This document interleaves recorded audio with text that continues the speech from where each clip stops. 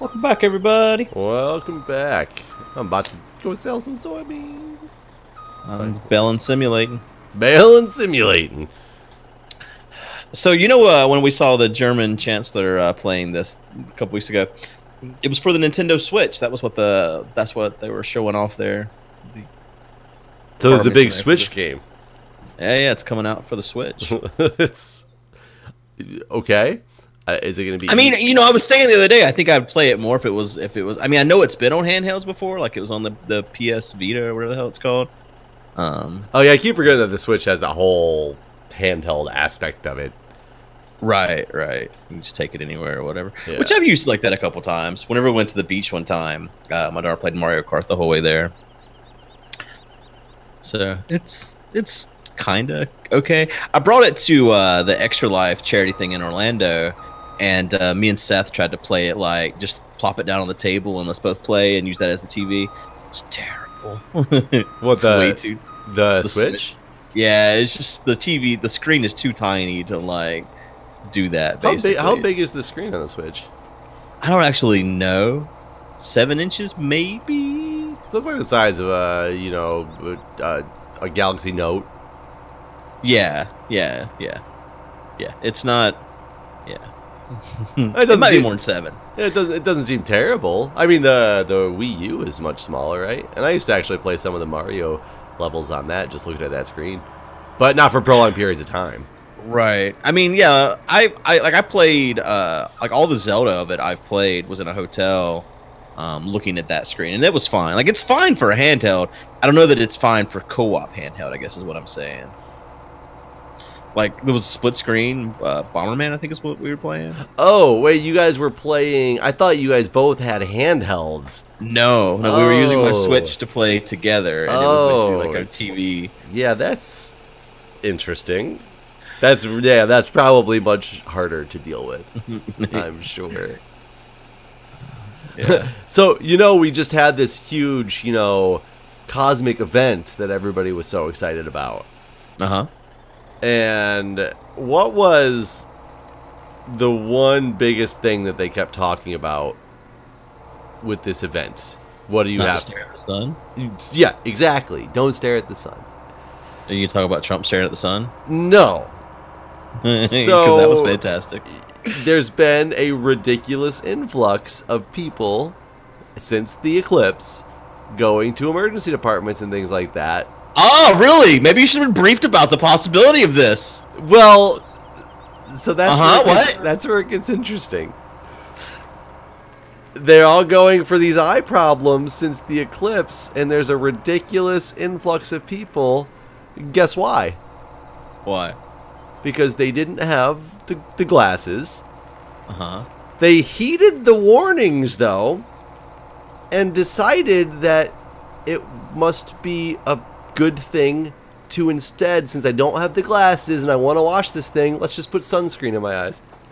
No! I don't believe that. So I read this article and I was staring at my screen going, is this fake news? Like, is this like the real fake news that I'm reading right now? That's the Onion right there. And it was from, I don't remember what source it was from. It was from some legitimate source. It doesn't mean it's not fake news. I asked somebody about it the next day. I started mentioning this story, and they're like, oh, I was reading articles on all these people going to the emergency room because they all put sunscreen in their eyes thinking that would protect themselves. So it's... No one did this. I don't... If this is not fake, and if this is a real story and a real problem that's been happening, what the fuck happened to America? I mean, the article goes on to talk about all these people are presenting with this, issues that their eyes are burning, and when the doctors are trying to get more to it, it's because like they find out that these people put sunscreen in their eyes, and I don't know if if it's burning their eyes, because I don't know if sunscreen will like cause a burn. It would have to hurt immediately. Like, I mean, you've put on sunscreen before and started sweating, and like get that sweat mixture into your eye, and it's like painful as hell. Absolutely, and that's why I can't believe it. Just like you, I have the same reaction that you have. Is, can this be real? And I still don't know the answer, and I don't want to spread it out there as if I'm saying that this is truth. I've verified it. I have not at all verified. Have you guys had any? No, but I mean, we also weren't. I guess I don't know if it'd be worse for us. We weren't in the path of totality, and even though we were 80%, the sun itself, if you didn't have glasses on, because yeah, just like you took the glasses off and you saw the sun and it hurt for a second when you took them off. So yeah, I glanced at the sun a handful of times, like not staring at the sun, but right, you couldn't tell that there was an eclipse. Oh no, you couldn't tell at all, except for it got a little like hazy, like not hazy, but like you could tell there was something different with the lighting. But that was it. You didn't look at the sun and go, "Whoa, something's happening." Like you had no idea that something's happening, even in 80%. So I don't know, maybe it was more prominent in areas that you couldn't see, so people were staring to see if they could see anything. Maybe it was more prominent because people were just staring when it came to the totality time and were watching it like just before and just after, and that's what they were worried about. I don't know. But I really want to know if anybody actually thought it was an okay idea to put sunscreen in your eye. No one is that dumb. I don't believe there's. I don't. Even if they were that dumb, I don't believe they could have completed the task. I think like a little bit of sunscreen in your eyes, and you're gonna be like, "Oh, this is a bad idea. This hurts like hell." And why would you be presenting multiple days after the fact as well? Right. That's another thing that was making me kind of go, well, that's the only other logical explanation I have for that is maybe it does cause a burn. Maybe it was a slow burn, like a physical. I don't mean the burning sensation. I mean physically it burned their like corneas or something like that. I don't know. Like a chemical burn? Yeah, that happens a lot with things that people put on their skin, in their eyes. I actually had an acne medication when I was in high school. I was getting ready to go to prom, and I was, kid going through, after puberty, but I still had this, pimple breakout through high school. Also, I worked in fast food. I worked at McDonald's for, 40 hours a week as well, and I was constantly covered in grease, so I had a pimple problem. A lot of my friends were on, like, Accutane. I don't know if you remember that medication. I don't know if they use it anymore or not. It causes big problems. It's an acne medication that a pill, but it can cause severe liver problems. So anybody who was on Accutane had to constantly get like liver enzymes checked because it caused significant issues with people's liver. So I guess it's 1 year in high school. You got to weigh. Do you care about your liver or do you care about your looks? Type of deal. But I never got Accutane, so I would just buy any of the over-the-counter like acne products. And like that Proactive everybody always sees commercials for. I used that for multiple years. It actually worked relatively well. But before prom, when I was broken out and I didn't have any of the Proactive stuff, I bought some kit from like, one of the stores, like a Meijer or a Walmart or something like that around here. I don't remember which one it was. And it was like this 3-layered kit that you have to put on one thing, and the next day you use the other one, and the next day you use the other one. It was this 3-chemical combination or something. And I guess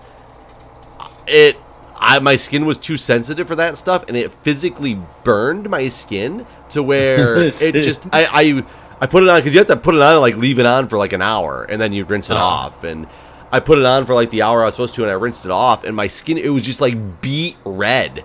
And over the next, was it like that at prom too? Yes. Well, it was actually it was actually worse because it wasn't just beet red at prom. The skin was all dry and flaky and dying, so it was this redness followed by like if you touched my face, it was just dead skin that like fell off as if I was an old man's feet or something like that. Oh god, it was yeah, that was so. How fucked up is this? That was my junior prom, as I dealt with that, and then my senior prom, I was on crutches for my senior prom. Like, it's one of those things where it's just like, wow, I guess I went to 2 proms my senior year. So one of them I was on crutches for, one of them I wasn't. So I guess it was go to my proms.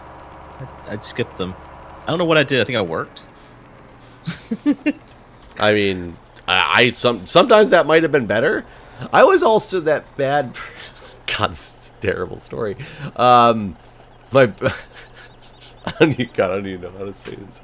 My best friend in high school, he was dating this chick. We had we both worked together at McDonald's, and this new girl started working there, and she was this like young, attractive girl that was new into town, and she had just moved, into town to finish her senior year because she had lived with like her mom, and her parents had split up, and they were, she had to move out of her mom's house for whatever reason, so she came to live with her dad, who was in our town.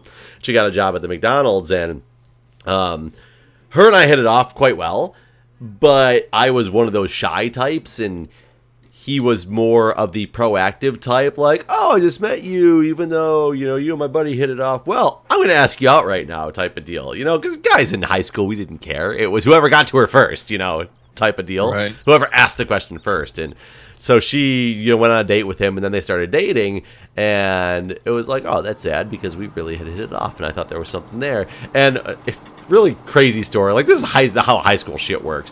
My other friends that were actually, they had a baby in high school, or just after high school. It was their senior year, and I was a junior at the time. Oh, no, I was a senior. They had just graduated high school the year before. And they all worked at McDonald's together, too. But they had a trailer that they bought with the baby. And this sounds like a fantastic... This is the worst story. Oh, the worst in so many ways. But they invited me over to this a house party of theirs. A house party, like, we hung out all the time. They invited me over, so they were gonna have a couple people over on like a Friday night, like, hey Jeff, come spend the night, we're gonna get some drinks and buy some beers and all this stuff. And I was like, sweet, on the way. And I went over there, and I walked in the door, and she was there as well. And I was like, oh, cool, like, this is my buddy's like girlfriend, And I was like, oh, so who else is coming? And they were like, no, just us. And I was like, okay, this is a little weird. And my buddy pulls me off to the side a little bit later, and he's like, she has been telling me at work that she doesn't really want to, she doesn't want to be with your friend. Like, I'm trying not to say his name, but nobody fucking knows this guy, so who cares? His name's Paul. She's like, we've been talking at work, and she doesn't want to be with Paul because she's actually really interested in you, and she just kind of feels trapped. Before or after prom? This is before prom.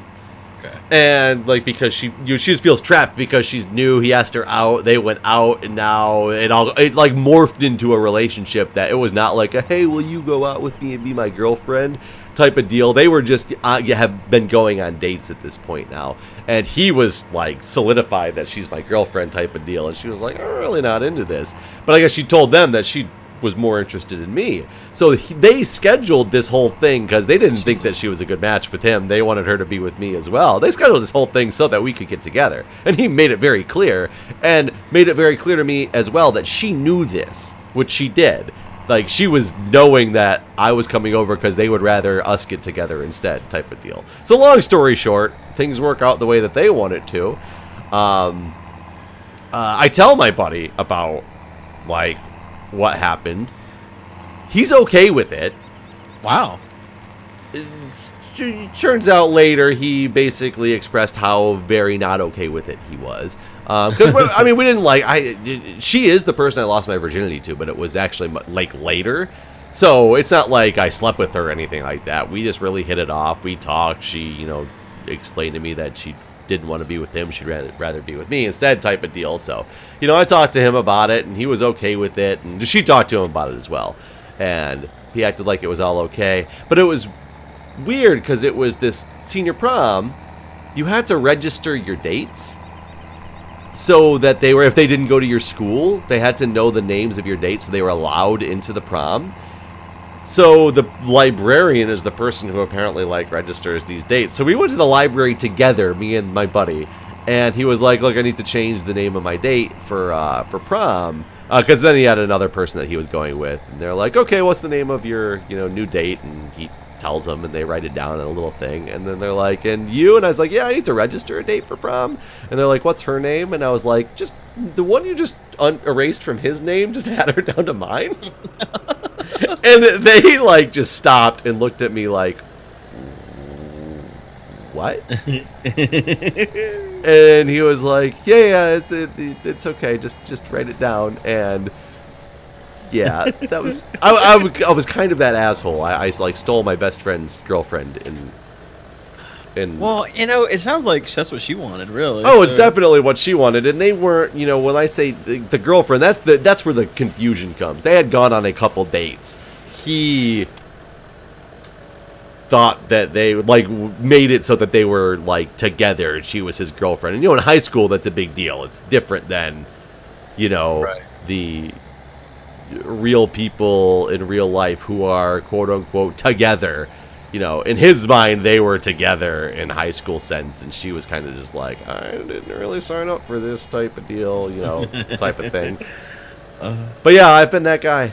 I've definitely been that guy, and I feel bad about that for sure, but not at the same time. Well, it sounded like it worked out. You lost your virginity to her. That's true. That's true. We dated for a while. By a while, it was like 9 months or something like that. I went off to college. Like, it was the end of senior year, and then I went to college, and we ended up splitting up sometime during my freshman term, which is very, very, very typical of any high school relationship. Of course, when I went to college, I was all sad and didn't want to be there. I wanted to be back at home with her. And I actually, amazingly, ended up coming back home. After my first semester, I went to a different college that was closer to home. She was initially part of the reason I had started looking, but she was not the reason I ended up changing and coming back home. I did not have a good time at my first semester of college in general, and it wasn't the right place for me. And then I found the right place for me. That was good. But yeah, that's me, the stand-up. The stand-up guy you all know and love, the firefighter nurse, you know, out for the community. I think everyone's heard enough commentary from you. That's true. They should know better by now. Bad people can do good things too. You've never been that guy? I haven't. Or never that you want to admit? Well, I don't think I've ever been that guy. There was this, when I worked at Shoney's, there was this, she was a lesbian, actually, come to find out, but I didn't know that at the time. She started working there. She was older, and me and my friend, Mad Cow, we both worked at Shoney's together, and so we both had a thing for her. And who got there first? I guess he did, honestly. Like, I thought I had got there first. It seemed like me and her had more of a thing going on. I think I had a girlfriend at the time, though, so I really shouldn't have been. I think I did. So it really shouldn't have been a thing anyways. But then it became like this weird thing. Like, she had a kid, too. I forgot. I just remember that as I'm saying these, like, talking about her. Her name was Wendy, actually. Which was a whole different ball game when you were younger. And, you know, yeah. it's because now I think about it, if I were single right now, finding a girl without a kid would be very difficult for me anywhere in my age frame. But back then, it's a whole different thought process. But like, yeah, I don't know. It was weird. Like, he ended up staying with her at some point. Like, she moved in. I can't remember all the details, but he like basically became like the baby daddy at some point. Like, he quit his job at Shoney's, and like him and I had like a big falling out over her, and like we didn't talk for a long time. And like it was just like they lived in like a trailer park together. It was like this sad thing, and like, but he told me about it years later, and like they never actually did anything together because she was a lesbian. So wait, how did you guys have this big too? How did you guys have this big falling out about it? If like that was the thing too. He never at the time he never told me she was a lesbian. I never got far enough to find out. But I guess he found out the hard way, and because he like moved, like basically he was like taking care of her and her girlfriend. Jokes on and him. she still worked at Shoney's, like, and I kept working there. Like he had actually got fired. It was over something stupid. Like he like called in sick, and the boss just fucking fired him. Like, he'd never had like called in sick before or anything. He was like just made an example of him, and yeah. But so she was still working there, and I'd see her all the time, and like he'd come and pick her up, and like we all kind of laughed at him too, because it was just like this weird thing. I feel really bad, honestly. I was basically not a very good friend to him during this whole time period. I feel that in the food service industry, that's a very typical story that you just told. I don't know why. It just seems to be like this random relationship happens, whether it's a good relationship or bad relationship. One person gets fired, but they still continue to come pick them up at the, you know, the restaurant all the time, and everybody laughs. And even though they were all good friends at one point in the past, like, yeah, it's just typical. Oh my god, that's why I love the movie Waiting so much. I still haven't watched that. God, you need to watch it. And it was funny because one of the sayings in that movie is a similar saying to what I used to say, not because long before the movie ever came out, but because it's the exact truth. And something happens to one of the guys while they're at work that day, and his buddy goes up and says something like, "So, what about blah blah blah situation? What are you gonna do?" And he's like, "How do you know about that?" And he's like, "People with the day off know about that already, you know." It's just I used to always joke that you could whisper something to the ketchup packets in the back, and everybody with the day off already knows what you said. Yeah, yeah. It is so true and so weird. Yeah, it's just everybody talks, and that was before. That was in a time before text messaging was. Like, for one, before it existed for a long time, but before it was even... no, I had a pager back then. Yeah. Yeah, you couldn't just, like, text it to people and be like, hey, this is what happened. Like, people were somehow physically talking to each other in a 3-minute span. Everybody knew everything. What was weird is one of the fry cooks, like fryer cook guys, like, so they have a seafood buffet on the weekend, or did. I don't even know if Shoney's is still in business. Most of them, I think, are closed now. And I don't know how their buffet works or anything now. But anyway, they had a seafood buffet on the weekends, and so, like, as the bar guy, I would have to go and tell the fryer people whenever we needed any fried food. And he hated me for it. Like, it's not my fucking fault. The fucking, you know, the customers all are ate up. Shit, yeah. But I had to go order the shit from him, and so every time I do it, he'd get really mad at me. And at one point, he threatened to, like, beat me up. He, like, came running out of the kitchen and was, like, all in my face and shit. Like, it was crazy. But I was friends with his daughter at school and had no idea. Had known her for a long time. Had no idea this was her dad. And then she got a job there, and it was so fucking awkward because this man hated me because I ordered the fried food. And yeah. It's like it doesn't make any sense. Like, if you're a waiter and you're dealing with the cooks in the back, they act like they're doing you a favor when you ask for something from them. I guess I'll cook your food. Yeah, I guess I'll go. Oh, ranch dressing? Fine, let me see what I can do for you. See if I can pull any of that out here for you. I didn't fucking ask for it. It's for the customer. Yeah, right. I'm not eating this shit. Jesus Christ, what's wrong with you?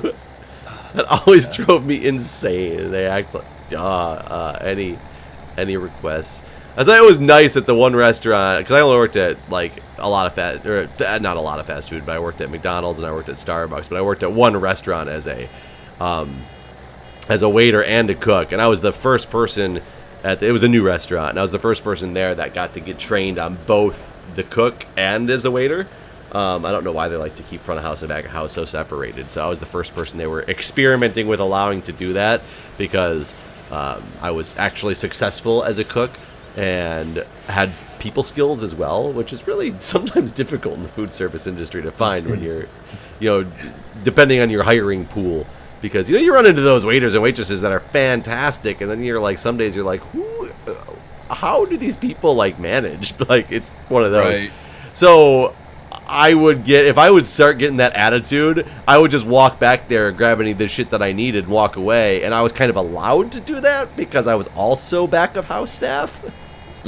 But, you know, everybody didn't have that same luxury and would get in a lot of trouble. But it was the guy, and when I say get in a lot of trouble, it was they'd get in trouble from the managers for being in back of house where they weren't supposed to be. Right. But then when they would explain the situation, if they could get, like, some people to back up that that's what was happening, then, you know, back of house people would get yelled at for, you know, yeah, it's just the fact that you think you're doing any of your coworkers a favor in, like, the fast food or food service industry when they ask for basic shit for the customer.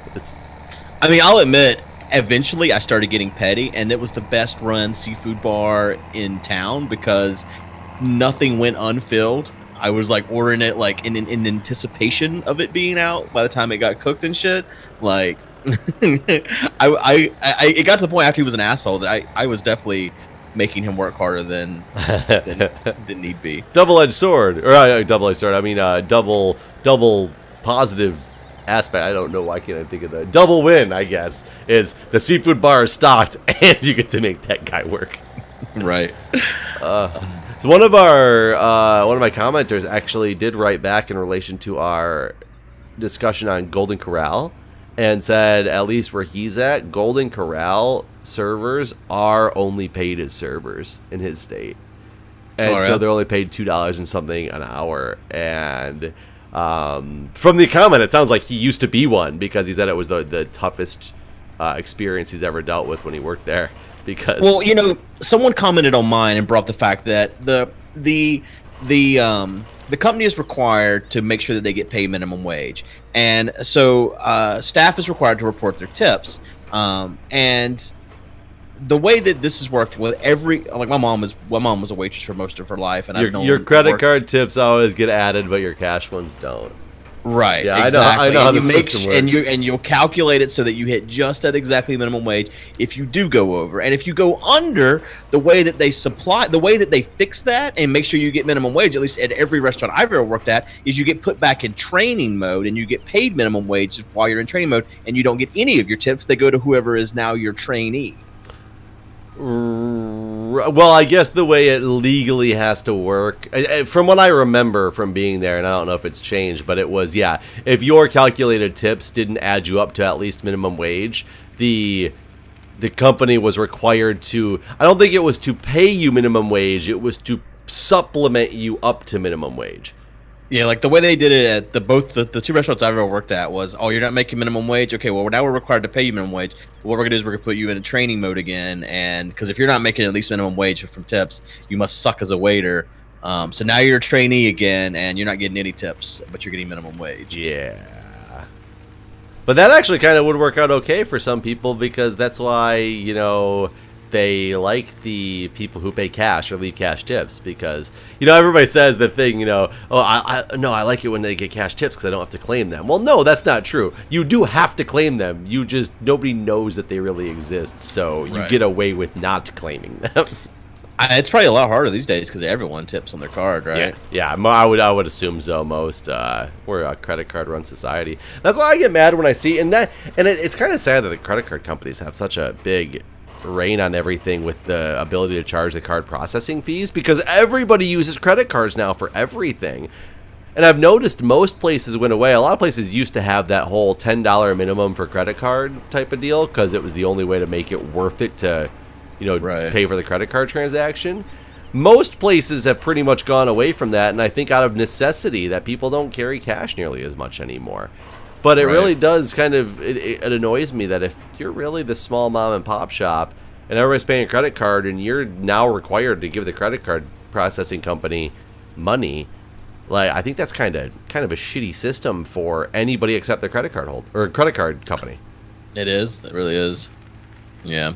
There's a lot of places around here that are still like mom and pop shops, like you're talking, that are still cash only. Really? Like, yeah, there's an ice cream place that I comes to mind, and a like a Dairy Queen type place that was called Dairy King. It's some off-brand, but yeah, the Tasty Freeze. That actually might be what it's called. I think the Tasty Freeze is like an old school. It's been there. Song that talks about outside the Tasty Freeze. God. It's been there since like my grandma was a kid, so it's been there forever. Yeah, it might be the Tasty Freeze. I think it is Tasty Freeze. Now that you've said that. What is that song that talks about being outside the Tasty Freeze? I can only remember that line and not like anything that went along with that line or anything that has to do with like how the tune goes. Just outside the Tasty Freeze. I remember that. I don't know. I do not know anything about the Tasty Freeze.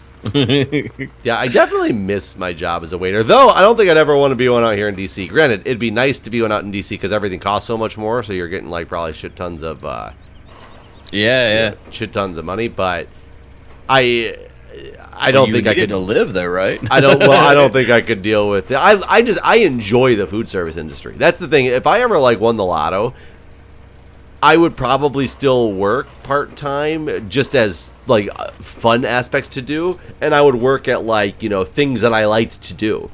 Working in food industry, I enjoyed doing that. I had a lot of fun just bullshitting with random people. It was like it was a big networking opportunity.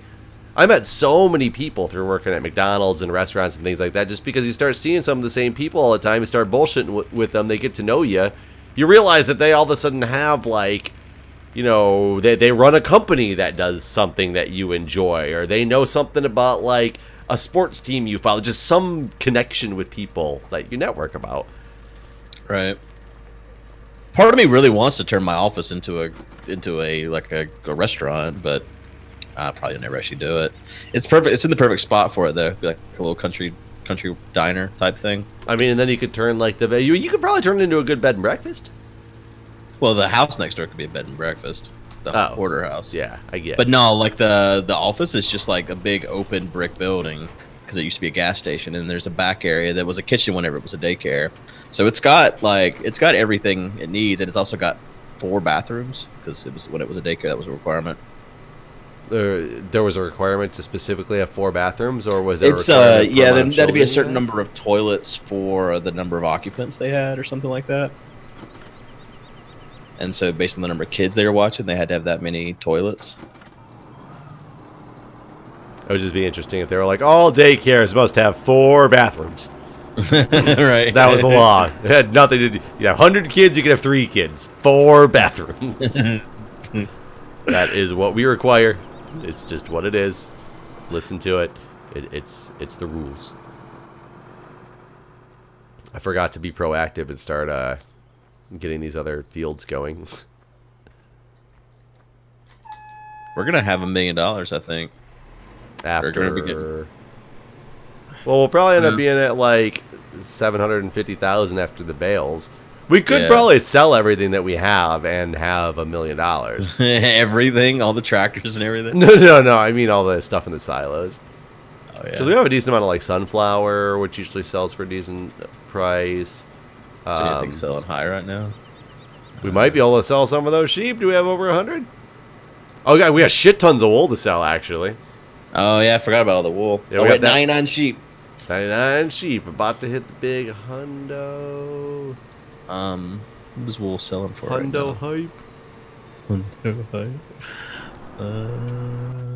Oh, wool's way down. We do not want to sell our wool right now. Okay. Well, I wonder if it's because we have so much. It's like, no, we're not gonna let you. Yeah, that's the lowest I've ever seen it. Really? Yeah. The lowest ever? Mm-hmm. I've never seen it under 6,000 before. It's at 4,000 right now. We gotta plow this field first, huh? And I stole that tractor. Where did I take that tractor to for the plow?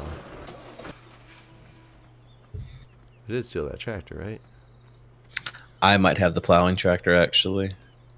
Because I don't think the little guy can handle it, right? No. Here, I'll let go of this tractor. I'm out of it. You can grab it. There we go. I'll use the blue one to bring these bells in. Yeah, I can't imagine, though, working at, like, a Golden Corral and making do something an hour. Because I can't imagine that those servers end up making minimum wage with their tips on that regular, frequent of a basis. How? Because I really don't think people at those type of establishments are tipping that much. I always tip them this. I don't tip them. I guess I probably don't tip them 20% like I would at a normal place, because I don't really keep track of it. But I always leave a 5 when I go to a buffet. I wish I understood. I almost think it should be a requirement to, for one, to say when it is a tip-based job, so that customers know. But at the same time, there should be requirements to make it. Like, am I allowed to make anything classify you as a server, and just in hopes that you get tips and I don't have to pay you as much money? I don't think so. Like what it is a weird thing? Like, I mean, like, let's say you worked at like Home Depot or whatever. Like, technically, you can get a tip there. You're probably not going to, but well, Uber started letting you tip on your phone now for most people. Did they do that for the aspect that they can track the tips and they can pay you less per the ride as long as they're giving you like this minimum number of dollars? I don't think so. I don't think so either, but doesn't it get you into some weird territory on, okay, if you're allowed to tip a taxi cab driver, do the taxi cab companies legally let to give them $2.33 an hour or whatever the hell, you know, quote unquote server pay is now? Is it called server pay, or is that just what everybody calls it? Is it like tip based industry pay? Yeah, I don't actually know. So do you tip your Uber driver? Yeah, I will if they were a good one. I wouldn't. What do they have to do to be good? I mean, they have to get me there, not drive crazy erratically, not make me feel unsafe, and I mean, if I want to have a conversation, they can want to have or if I'm obviously not in the mood for a conversation, quit talking to me. Or if we are having good banter back and forth, and you know we're having jokes and having a good time, then sure. If I enjoyed if I enjoyed the ride from you, I will tip you. I will not tip you in cash. And I used to have the Uber, because Uber didn't used to be able to take Yeah, tips. they would tell you, hey, I can take tips. Yeah, then they would tell you could take for you, tips. buddy. And I'd be like, yeah, well, I wish they'd let you do it on the app, because I don't have any cash on me. It was funny, the last ride I took, I was going to tip the driver, because actually, really, he was a really good guy, got me there really fast, and not unsafely either. And I was really happy, and I went to tip him, and it literally said, like, blah, blah, blah, driver does not have tipping enabled. And I was like, wait, what? Huh. So I can't tip him because he didn't enable to be able to take tips? He doesn't want your fucking Yeah, petty cash. who doesn't want to take tips? I mean, do you tip your Uber driver? I haven't taken an Uber in a year. I bet I don't even have any free ones anywhere, but they've all expired. But yeah, the last time I took an Uber, I mean, I haven't gone anywhere, you know, and there's no Uber here. Probably. That's a shame. I think they only last 6 months or something like that. Oh, didn't you have like $24,000 worth or something ridiculous? Oh no. Jesus Christ, that'd be a lot. No, I did have like a $500 credit they had given me too. I probably still have that. That doesn't expire. But no, at one point I had like 100 free rides or something that ridiculous, and I think most of those have expired. I did not. I don't remember the last time I paid for an Uber. Yeah, I pay for them all the time. I mean, every time I'd go to a convention, I would just tweet out, "Hey, if you need a ride, use this code." And It's really funny. There's certain areas that Uber is still not super popular in. Like Julia's parents come to DC a lot, and her mom, even we set her up with an Uber account so she could take an Uber. And Julia used to like request an Uber for her from her phone when she was going like back to the airport and stuff, because she didn't have the Uber app. So we finally set her up with one, and I was like, oh, if you're going to get set up with one here, put in my like little code or whatever so that I can get a free ride when you use your ride. She decided in the morning, instead of using the Uber, that she would just go call the taxi company to come for a pickup, because she just didn't understand, even though she'd ridden in it multiple times, the fact that she had never used it on her phone, she didn't feel comfortable requesting an Uber. I saw like a comic or something like this where it was like 1990, don't talk to people on the internet, don't get in strangers' cars. 2017, use the internet to find a stranger's car you can get into. That is true. That is the way it is. My, how life has changed. Hopefully it's for the better. I have no idea. I would just be happy whenever all the cars are driving themselves. Well, did you see the Ford is going to team up with Domino's in Detroit area, I think it is? Somewhere in Michigan, to test automated cars for pizza delivery. It's great. Yeah, it's great, but are they ready for that? I mean, all the testing, there's been billions of miles driven, and there's been no wrecks. I thought, because in Pittsburgh, wasn't Uber teaming up to do that with one of the car companies? But they had the person still in the vehicle at all times to make sure like nothing went wrong. And I thought one of those had gotten in a wreck. As far as I know, there's been no wrecks. I could be wrong, but as far as I know, there's been 0 wrecks that were at the fault of the computer. Yeah, I'm all about it too. I just, man, there's so much involved with a computer guessing, like that human intuition piece of driving. I'm not one to say that I want to eliminate computers from most things. I think there's way too much manual shit that's done that should be done by computers, especially in the healthcare industry, and it drives me insane. The fire department as well. God, it's terrible for people who want to use the paper map book because they don't trust the computer to tell them how to get there the right way. you know, type of deal. What? God, maybe we'll have to get into this in the next video or something. I don't know. It's but when it comes to human intuition on reacting to other people on the road, that I'm a little scared of how, if they can actually do that properly. And the main reason is because human intuition is completely different from person to person. Yeah, but this, I mean, computers are able to make split-second decisions that humans can never compete with. So there's nothing that a computer can't do better in terms of those type of reactions, I feel. And I get that point as well, and it does make me feel a little bit safer. And to me, the biggest thing is, once all of the cars are self-driving cars, then there will be no more accidents.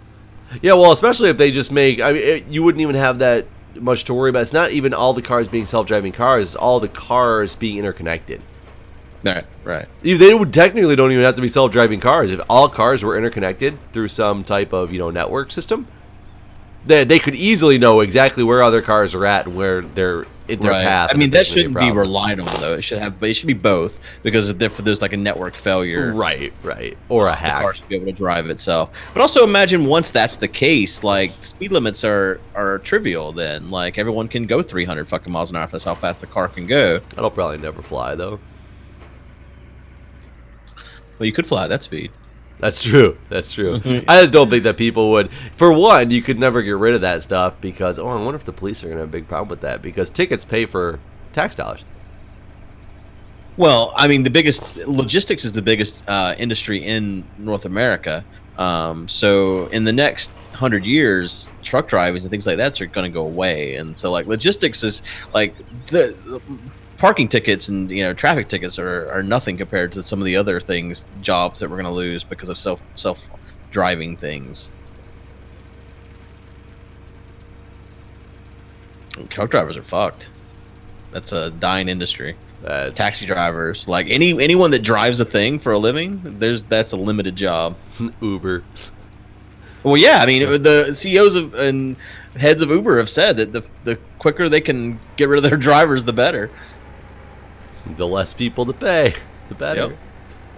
Yep. Well, we're at time, though. So, with that, enjoy your job, drivers. Right. Yeah, enjoy your driving job. You'll see you guys years to come doing that thing.